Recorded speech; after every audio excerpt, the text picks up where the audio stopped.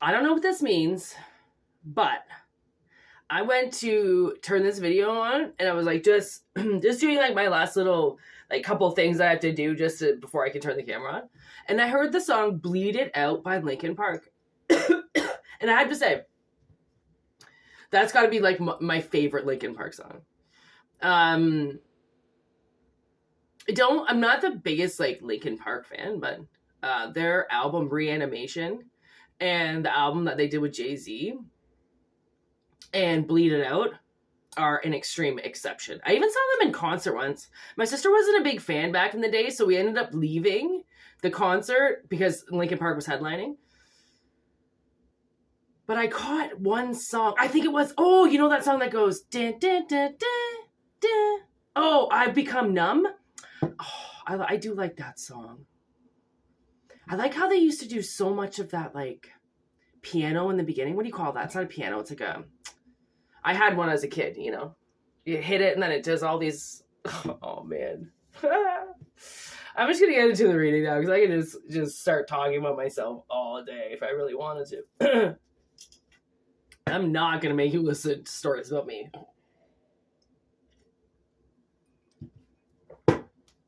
But Bleed It Out is just... I mean, it's such a hype song. Like, that's what I mean. It's just like, just to throw it out. You know, it's just such a fucking amped up song. It just always like, I was listening to it on the way to work yesterday and I just like pumped myself up. Yeah! I'm gonna freaking bleed it out. Oh, man.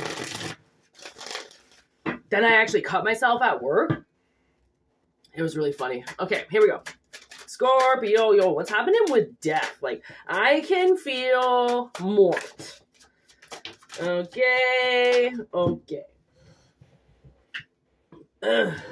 I'm sorry, I'm still a little congested and like a little gross. Deal with my sickness with me, please.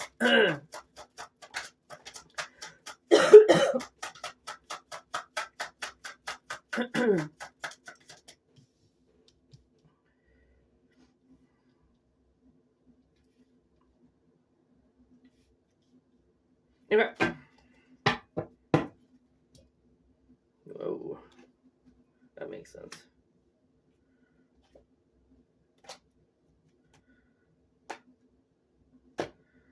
Ooh, okay, so somebody is a liar. Okay, somebody is a liar. There is okay, let's see here.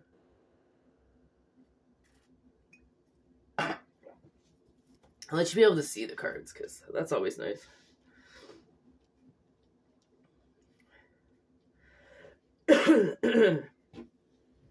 Okay, so what I'm getting is somebody is a big fat stinking liar, okay? And they're a really good one, all right? I saw liar in the deck in reverse. So this person is like pathological at this point. Then they believe the things that they say. So this Ace of Cups is the one that came out the first. Okay, but the cup was spilled. So it kind of makes me think like, all right, if the cup is spilled, then that most likely means I also saw mercy in reverse. So I also feel like, you know, people's emotion for this person now is like done. Like they don't have nobody has like any strong feelings towards them anymore, and it's kind of all dumped out. Like this person, and they have a deadline right now. Okay, this liar that's around you, the reason why it's coming up, because obviously this person did something to you or it wouldn't be coming up. Like I don't even see you here. Like you're just the energy around the reading. Okay, you don't need to actually your energy doesn't need to be on the table. It's all about this person. The spotlight is on them, okay? Somebody saw something, okay? And they didn't know what to do about it. So they might have just not did anything for a little bit until they figured out what they wanted to do. Because this person didn't have the right energy, okay? Like, They could have, whoever this witness is that saw somebody around you do something, they didn't have the energy for you to care. Okay, so they didn't want to do anything because they were like, okay, well, I don't even know this person. Why the fuck do I care about them? But something has come together. So I don't know if this witness, okay, is maybe like, almost like a friend to this soap opera queen, okay? And, she did something to this witness, and now this witness is like, okay, so I can do the right thing now because she just fucked me over too. And that's how sometimes people have to work, you know? Like, you could have witnessed a crime, okay, but you don't know the victim. All you know is the perpetrator, but you don't know why the perpetrator did anything that they did. So you're like, okay, well, I'm friends with the perpetrator and I don't know the victim, so why do I care? But then the perpetrator hurt you. So now you're like, now you become part of the victim crew where you're like, okay, well, yo, they hurt me too. And that's what I realized about my sister's ex-husband. Like, he hurt her, he bankrupted her, he stole everything from her, he lied to all of his friends, he lied to his family about what he did for my sister, he lied to everybody. And the way that I saw it coming out was like, okay, well, he's gonna do this to other people, because then he fucked me over, and he fucked me over hard. And then when I talked to his friend about something that this guy did, and he goes, well, he did it to me too. And I was like, all right, so I was his sister-in-law and he did it to me. And you were his friend since, like, I don't know, you guys were 20 and he did it to you as well. So that means that no matter how close you are to this person, they will fuck you over if they see an opportunity and they don't want to have to pay for it, even though it's their fucking duty, right? I just like kind of like left my body there for a second. I had no idea what I was saying. Whoa. I actually kind of love when that happened. Like, sometimes my body just becomes a channel, and like I don't even know what I'm saying. I have no idea sometimes. It's like I have to leave and come back for the message to be said properly, right? Because obviously somebody's using me. Oh my good God. Each one of these cards just fell in reverse. Okay, so whoever this drama queen is, okay, this actress that is just living her fucking best goddamn life in the world, man. She's living her best life. She's living her best life. She is loud and proud to be a fucking narcissistic piece of shit, okay? Believe it or not, the people around this drama queen, okay, have been simulating life for them so then they don't have to live outside of the box. Okay, this drama queen, she obviously is like, I can't get hurt. I can't drive myself. I can't work. People are going to hurt me. I'm going to get hurt out there. So somebody, okay, around her or him, okay, started making these lies, okay, a reality for them. So just to kind of shut them up. I think, you know, like, as soon as your partner gives into your craziness, it's because they just don't want to fight you anymore. They know you're crazy and they're just dealing with it. Okay? So this person is just like, is so delusioned, okay, that, oh my gosh, what did I watch that in last night? Oh my God, the Santa Claus. I was watching the Santa Claus last night, and at the very end, Dr. Neil, okay, when they finally all realize that Tim Allen is Santa, Scott Calvin is Santa Claus, the mom goes off to like get something, and Neil, he was like, he's bringing us all into his delusions, right? Because he thinks that Scott Calvin is trying to convince them all that he's Santa Claus, but he's not. But he is. Neil's Neil actually, but he can't come to terms with it. He just can't believe it. Okay, he just can't. So that's how I feel like this reading is coming about, is like somebody just cannot believe that what this person has done has gone to that extreme, you know?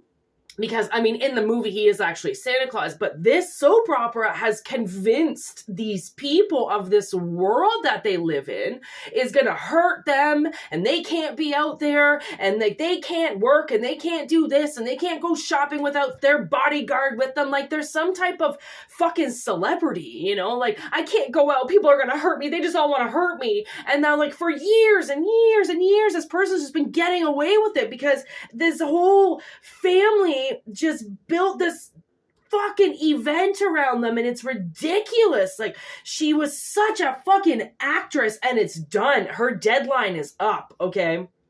Her deadline is up. And the funny thing is that whoever this drama queen is, all right, they're starting to see the dreams. Something is coming into them, and they're starting to realize that they're losing the people around them now, that people around them are starting to figure out that they're delusional, that these lies that they've created, this pathological bullshit land of fucking lies, okay, that this person has constructed, okay, they're getting these notifications in their dreams, all right? But they're not paying attention because they think that once again, they can outsmart everybody, and they can lie to their own dreams. They can lie to their own maker. They can, if they've been able to lie to everybody else, this person is such a good actress, right? They're acting every day. They get into their roles. Are they going to be happy? Are they going to be sexual? Are they going to be angry? Are they going to be the mother role? Like, they get into these roles and they fucking play it, and then they go to their next role and then they play that out. This person has simulated a life of multiple personalities. Okay, this person is very bipolar, and it's like it's like almost like they're a fucking robot. Every time I see them, they're just like, oh, this crow just landed too. Crow just showed up. The way that I see it is how they're showing me this person is like they've got like a turn valve. Or like, like the old Game Boys where you take the game out and you put a new game in. It's like that. Like, this person is so controlled that they have different cards and different masks and different levels for like all types of the day. And then they just change their card and poof, they're just a different person. And then they change that card and they go to the next one and poof, they're just a different person. And now the witness has come forward like, okay, I know what you're talking about. I know that all of a sudden they're sad, and then when they realize they get everybody on their side, then they're happy, and then they turn sexual, and then it's like they've got the witness now. The witness is on your side, okay? They didn't have the fuel to become part of your side because this person wasn't hurting them. So it's more or less kind of like, bro code, like, somebody tells you something, you don't go tattletale on them, you just bro code it. You don't fucking say anything, you just keep your mouth shut. You let people deal with their shit. If somebody asks you, you just fucking stay out of it. Like, ain't nobody putting you on the stand. You don't gotta tell anybody anything, okay? And now it's like, that's how they felt about this whole thing, was like, okay, I don't need to tell anybody about this. I don't need to say anything about this. But now you've stepped forward because... man, that's just how the cookie crumbles sometimes for people. They have to, if the universe wants to shut this person down, then the only way they can shut them down is they have to start creating a war around them of people who say why they shouldn't be here. Or it's almost like a jury, right? That starts like, but it's a hierarchy jury, that starts to say, okay, like, does this person really need to be here? Like, if they're going to start this much, they're not even destined to die for like, I just heard 15 years. But if they're going to start this and they're going to continue and they can't tell a single fucking ounce of truth through this whole thing, even though there's a witness, well, then we're going to bring the witness forward, right? And we're going to rain on this person's parade. And we're going to slowly get these people detached from this soap opera queen, right? So then it just makes it easier in the long run to fucking kill her off, right? Deadline. Everything everywhere dies 6 feet under. Right? That's what it's about. Everybody's got their time. And if you think you can outsmart it, you're fucking stupid because you can't. Right? All these cards in reverse, man. This is crazy. Ice in reverse with suspicion. It's like, I think you've had your icy suspicions about this person lying this whole time, but again, you didn't say anything. And, or, you know, if you did say something at the time, the people that you were saying it to didn't care because they were on the soap opera queen side. And when you're on the queen's side, you're not going to listen to anybody else around them. It's just the way that it's going to work. It's just, it sucks. But like, unfortunately, that's a lot of lines of like brainwashing and stuff, right? Like, you know, people tend to just like follow the crowd. They don't want to take the crazy person's theory on how somebody's completely full of shit. Like, unless you've got some like seriously awesome potheads around that want to listen to your conspiracy theories, because for the most part, conspiracy theories are true. That's the thing. Like, you know, it's because truth is like so outside of the box. It's redonkulous. Okay. Like the truth, man, you know, the truth when you hear it because it is so fucked up that you're like, yeah. Okay, so I can understand why my systematically run brain wants to tell me that things were okay when really none of this was okay. This wasn't all right. This person was full of shit. And all my paranoia was true. Right? Because paranoia is there for a reason. You just have to learn how to fucking work with it. And then I was talking to this guy at work yesterday who is deciding now to go sober as of like the 20th or something like that. I can't tell if this guy's so fucking full of shit or if he's actually telling me the truth. Like, I can't tell because sometimes people fill my head with like the most craziest shit. And then I tell somebody else about someone's journey and they're like, yeah, that person lies. And I'm like, how do you even know who I'm talking about? They're like, so. And I'm like, yeah, they told me that story. And they're like, well, why the fuck would you believe that? And I'm like, I don't know, man. I'm gullible as shit. I believe a lot of things, okay? Because I know that the truth is fucked. I've always been gullible. And I didn't even know what that meant for like the longest time until I'm like, okay, well, it's because when people tell me something that's so outside of the box, and yeah, I'm going to think that it's real because the truth is fucked. Like, so if people have called you gullible, okay, consider that a good thing because you're gullible for a reason because the truth is fucked and you're willing to accept it. Okay? Hey, I never saw it that way. See, I never know what I'm going to say. It just comes out because I'm a channel right now. I'm not Whitney. I'm moonshine. Igniting the dark side of the moon where everybody likes to hide things and think that it's going to stay there forever when, hello, there are lights like me that get turned on and you can't hide. Oh my God, this stupid... Oh yeah, okay, Stefan from my work. He's telling me he's going to get sober, so I was talking to him yesterday about a few things, and really, I was like, okay, well, you're traumatized. He's like, I started drinking. He's like, really heavily once this happened to me, and I was like, well, you're traumatized, dude. I'm like, you're trying to heal your traumatization by just acting like it's not there. I'm like, everybody does that, man. I'm like, you know, but he wants somebody to talk to one-on-one. And I did this like quick little reading on him in the bar and he was like, okay, so that makes a lot of sense. And I'm like, man, it's just like, in my mind, it's cut and dry because I get the channel and then I'm like, oh, that's fucking easy. But I've basically fought off all my demons. Like, you can't really get me with anything. It's really funny now, right? Like, you can't get me with food. You can't get me with money. You can't get me with gifts. You can't get me with lies. You can't get me with anything. Like, I'm like, you addictions just don't hit me anymore. And it's hilarious. I love it, right? It's so funny because like, I'm not attached to anything. I went like 12 weeks. Oh no, that's not 12 days without even smoking weed. I didn't even care. I don't have to smoke weed. I want to. I choose to. I'm in a lot of pain, right? Oh, and then this other chick the other day in my dreams, she stole a business from my sister. Okay, she came into my head and stole whatever she wanted. And this all came true because when she opened up a store, my ideas that were in my head were suddenly on her shelves. And I went, oh, okay. So that's a little fucked up. You went into my fucking head. I know you did because those were my ideas and they were not yours. I finally confronted her at her store in my dreams, and her store just happens to be 7 doors down from my work. I didn't even know she was there. I got the job, found out weeks later that her shop was there. I didn't even fucking know. I had no idea, right? So I find her in her shop. She thinks she could hide against the black wall. Have you ever seen Grandma's Boy?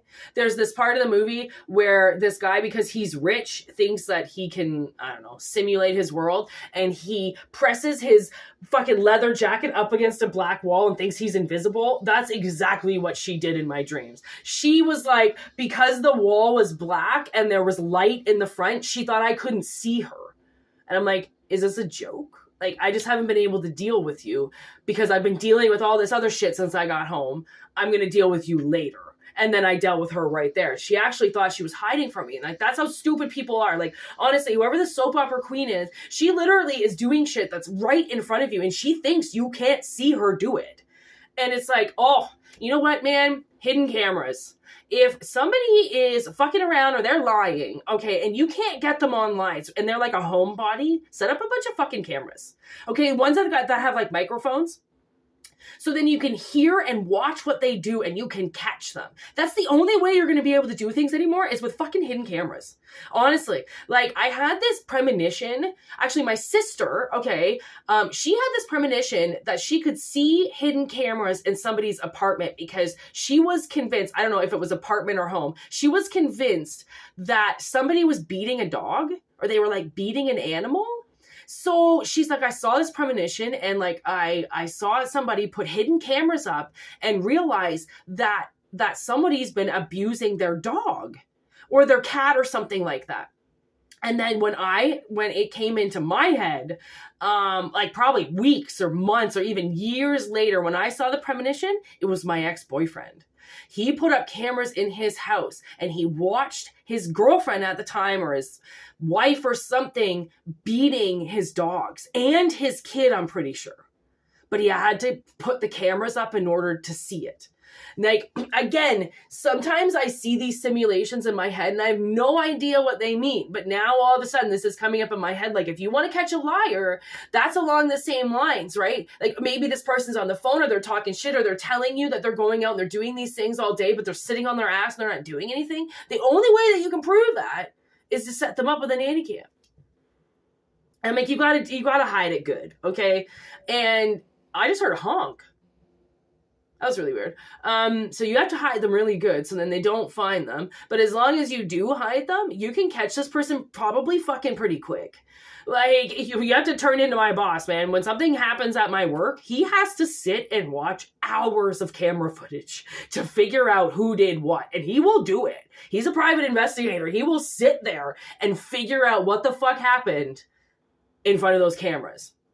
That's why we have them, right? It's honestly, I hate them. I would never put them in my house. I would never have those security cameras or whatever. But when you're trying to figure out if somebody is hurting you or if they're lying or if they're hitting your dogs or your cat or something like that, then why wouldn't you want to set them up? The fucking money for the camera is nothing. I mean, you want to catch them, you can catch them with a camera, okay? Because the thing is that if you've been paranoid about this, okay? If you've been paranoid about this, it's because there's a suspicion there. Your soul knows. It's trying to tell you something isn't right. When you leave for the morning and your dog's perfectly fine, and then you come home and he's cowering and he won't come out of the room or he's under the bed or something happened. Okay? Like, you know your animals, you know your kids, and if something happens, same with if something happens at school, you go and you pick, actually, I saw this simulation yesterday. Somebody picks up their son from school, and they're not acting right, and this guy pulls the car over, and he knows his son won't tell him what happened. So he says to his son, "Are you not feeling okay?" And then his son starts crying, and he goes, "Do you know why you're crying?" Because kids cry because there is an overload of emotion inside of them and they don't know what to do with it, right? So they just start crying, so then you'll notice and you'll help them if it's not pain related. Okay, pain is automatic crying, but if they're confused and something psychological happened to them and they're traumatized by something, then they'll go silent. And then to try to get it out of them, they're going to end up crying because somehow they're going to feel like they're in trouble for it because it's in their head that they don't know. So he says to his son, okay, are you crying because you don't know what happened? And his son is like, yes, that's exactly why I'm crying. I have no idea why this happened. And then he tells his dad what happened. And what I don't know the full situation, but all I know is that this little kid, somebody said something to him and then they threw something down. They destroyed it. Like, it's almost like this kid was like making something outside or something. And these other kids came up and they hit him and they hit everything down. And maybe he had like a caterpillar or something and they like stomp on it or something and they kill it right in front of him. And it just destroys him. Because he would never, the whole reason why this, like, maybe it's like a caterpillar or something. The whole reason why it's in his hand is because he won't hurt it. He doesn't want to hurt anything. And these kids hurt it and he doesn't understand why they hurt it. So he starts to cry. And then he has to explain it to his dad. And then his dad tells him, well, listen, there are some people out there that hurt things. They hurt things because they've been hurt and they don't know how to cherish their life.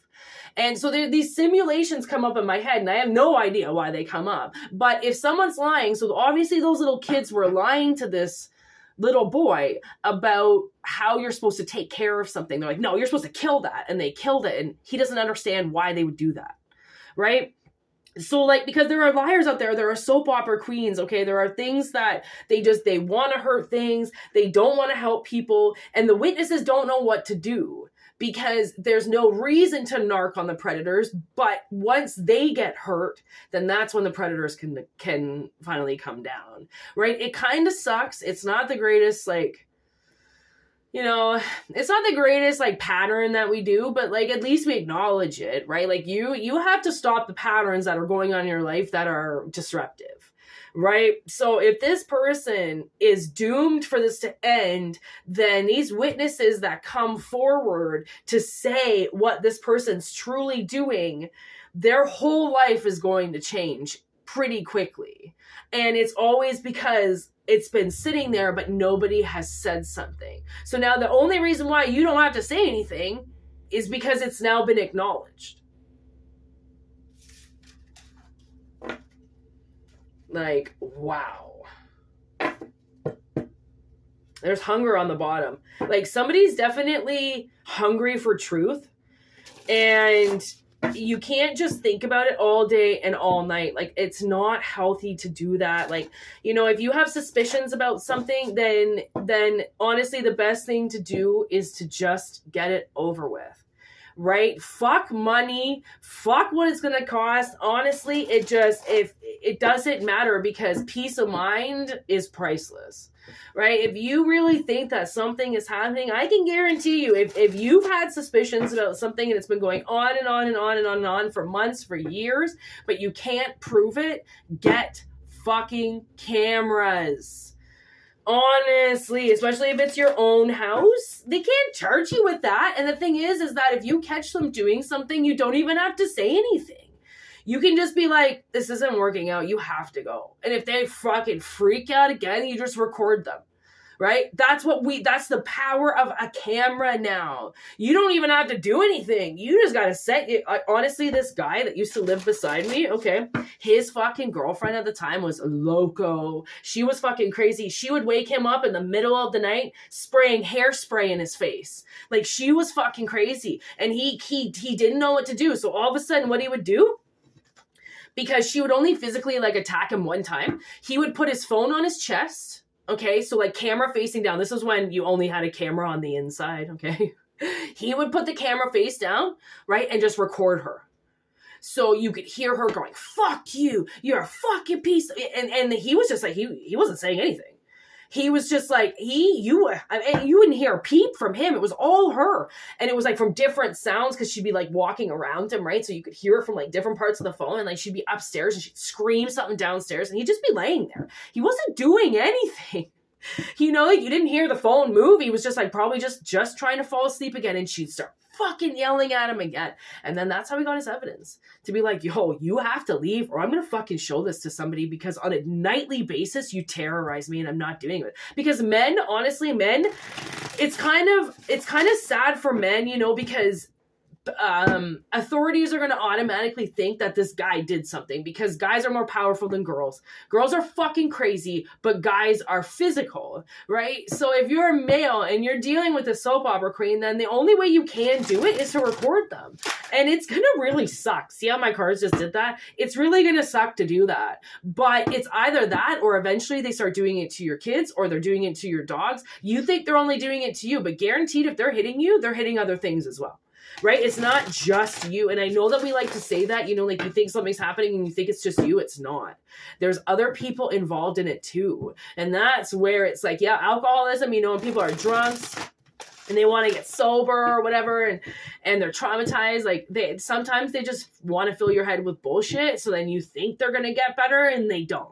Because for the most part, people don't really want to get better, right? They don't see that they have a problem. Until they see that there's a problem that's physically happening to them, then no, they're not going to seek help. So if you start recording them, being like, okay, whatever the fuck it is you're doing, I'm going to catch you doing it now. I'm going to put these cameras up. I'm going to catch them doing it. And then I'm going to confront them. And however way the fuck it works, however is how it works. But like, I mean, I can probably guarantee you're going to need some time away from this person because they're not just going to stop.